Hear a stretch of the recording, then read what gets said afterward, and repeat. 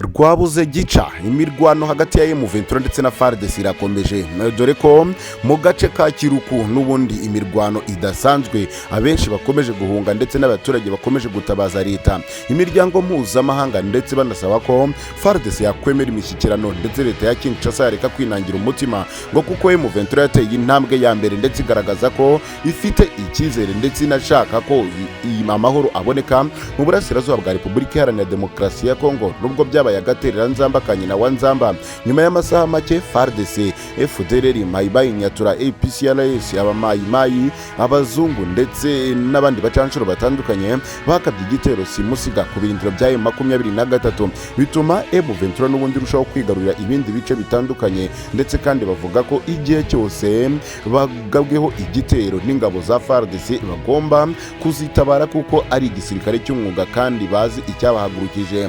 Ng'imyanzuro ijyanye n'urwandiko banditse cyangwa se itangazo bashyize ahagaragara igomba kuzakurikizwa igihe cyose Fardc yicaye hasi ndetse bagatuza bagategereza icyo umukuru w'igihugu ndetse nabo bayoboranye bazafataho umwanzuro ku bijyanye no kugirana ibiganiro bisesuye na M23.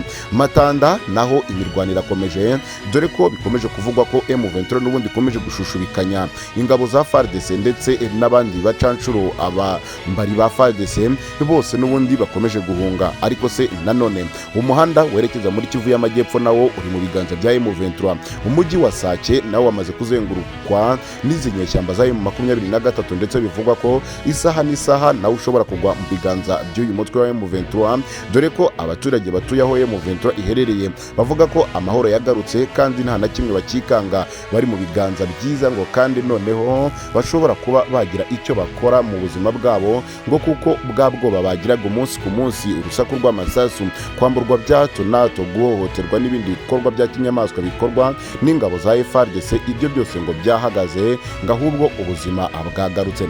Tugwaye ikaze ku makuru y'umutekano na diplomasi n'ibigenda bigarukwaho mu burasirazuba bwa Repubulika Iharanira Demokarasi ya Kongo. Niba rugambira ubanye natwe rebe hepfo video maze kandi subscribe cyo turushaho kubana umunsi ku munsi kandi amakuru yacu ajya kugeraho mu bambere.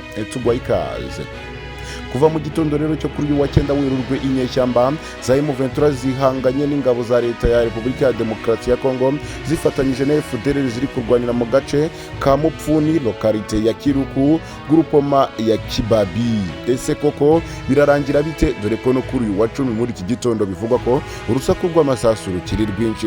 Ni imirwano ikomeye yazindukiye muri aka gace nyuma yuko inyeshyamba za M23 ku munsi w'ejo rero zigaruye agace ka Karuba na Murambi, utu duce natwo duherereye muri teritwari ya Masisi.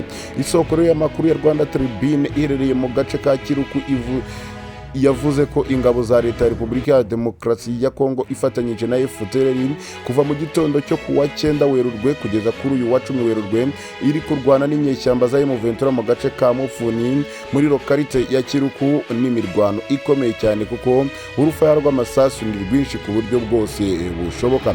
Kugeza ubwo rero twavugaga iyi nkuru, biravugwa ko kugeza ubu urugamba rugikomeje muri Kiluku. Kiluku ni hirya gato yo muri Rubaya usa n'uwerekeza muri Kivu y'Amajyepfo. Iyi mirwano iri kuba nyuma yuko inyeshyamba za M23 zanditse itangazo ku wa 7 Werurwe 2023 ko zihagaritse intambara, ariko igihe icyo ari cyo cyose ingabo za Kongo zizayishotora ko nazo zizirwanaho ndetse zizagaragaza icyo zishoboye ndetse n'icyatumye koko bajya muri iyi mirwano idasanzwe kandi ikomeye.